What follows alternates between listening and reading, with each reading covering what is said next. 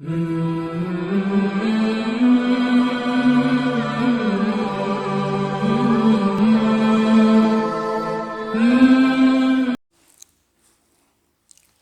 Number 2، قرآن میں انسان کے جلد باز ہونے کا ذکر موجود ہے۔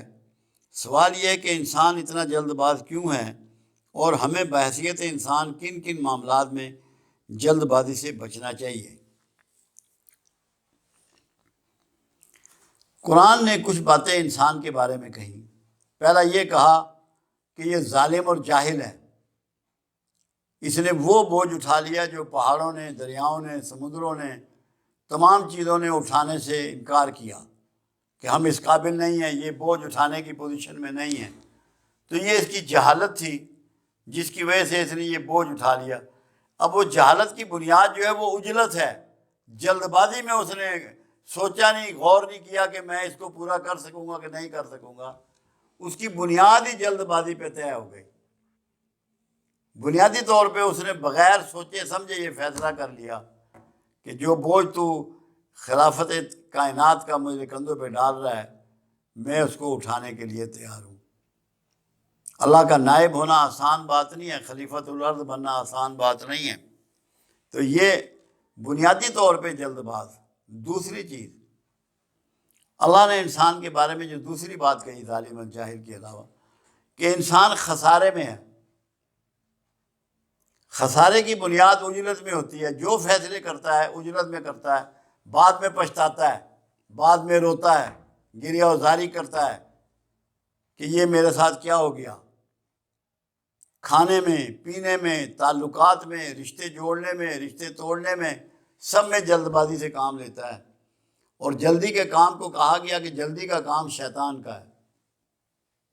آپ کو یہاں تک روکا گیا کہ اگر نماز نکلی جا رہی ہے تیری تو دوڑ کے مت آ، جلد بازی مت کر، تحمل سے آ۔ جلد بازی بے چینی کا نام ہے، اضطراب کا نام ہے۔ دین امن کا نام ہے، اطمینان کا نام ہے، سکون کا نام ہے۔ جلد بازی آپ کو دین سے دور کرتی ہے۔ اللہ دیکھیں کتنا صابر ہے کہ اس کے اپنے گھر میں 300 سال بت ٹنگے رہے اور وہ صبر سے دیکھتا رہا، سب کی گردنیں توڑ سکتا تھا۔ 300 سال کے بعد اس نے بت شکن بھیجا۔ تو اللہ کی سنت تو یہ ہے کہ صبر اور برداشت سے دھیمے ہو کر معاملات کو چلاؤ۔ جو جتنا چھوٹا اور کمزور ہوتا ہے اس میں ری ایکشن اتنا زیادہ ہوتا ہے۔ تو جلد بازی میں ری ایکشن بھی انسان کرتا ہے۔ تو اللہ نے کہا کہ یہ خسارے میں ہے، گھاٹے میں۔ پھر ایک اور کام کہی، تیسری بات بھی اللہ نے انسان کے بارے میں قرآن میں کہی کہ یہ اس میں مشقت میں ڈالا ہوا ہے۔ انسان کو ہم نے مشقت میں ڈالا ہوا ہے۔ کیونکہ جلد بازی کی وجہ سے وہ ہر چیز کو جلد اٹین کرنا چاہتا ہے، جلد اس کو پوزیس کرنا چاہتا ہے، جلد اس کو حاصل کرنا چاہتا ہے۔ تو یہ جلد بازی جو ہے یہ انسان کو اس کے نصیب میں، اس کی کریشن میں، اس کی شرشت میں ملی ہے۔ اس سے نکلنے کے لیے اس کو کیا کرنا ہے؟ اپنی جبلتوں پہ سہارے زندہ نہ رہے۔ جبلتیں ہوتی ہیں چھونا، چکھنا، دیکھنا، سونگھنا، پکڑنا، اور اس کے تحت جو اس کی طاقتیں ہیں، انسٹنکٹ جسے کہتے ہیں، اس کی بجائے اللہ کی فرما برداری کا سوچے کہ اللہ نے مجھے کیا حکم دیا ہے۔ احکامات الہیہ کو پڑھے، قرآن میں سے چاہے تو اپنے لیے جو انسان کے لیے ہدایات ہیں ان کو چھانٹ کے الگ مضمون بنا لے، اپنے کسی کاغذ پہ لکھ لے، یا جب قرآن پڑھے جو ہدایت آپ کے لیے بحیثیت انسان آئی ہے کہ آپ نے جلد بازی سے بچنا ہے۔ اللہ نے سستی سے بھی روکا ہے،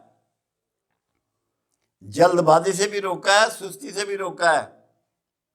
اللہ کے رسول صلی اللہ علیہ وسلم نے فرمایا کہ کوئی آ کے تمہیں کوئی بات بتائے اور تم اس پہ فوراً ایکشن کا اظہار کر دو تو تم برباد ہو جاؤ گے۔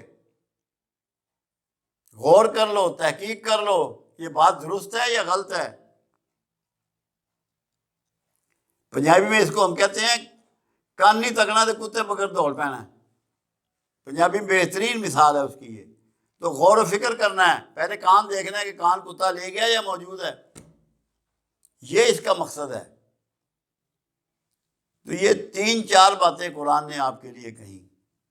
خسارے میں ہے، مشقت میں ڈالا گیا ہے، جلد باز ہے، جاہل اور ظالم ہے۔ اس سے نکلنے کا راستہ، قرآن سے جڑ جاؤ۔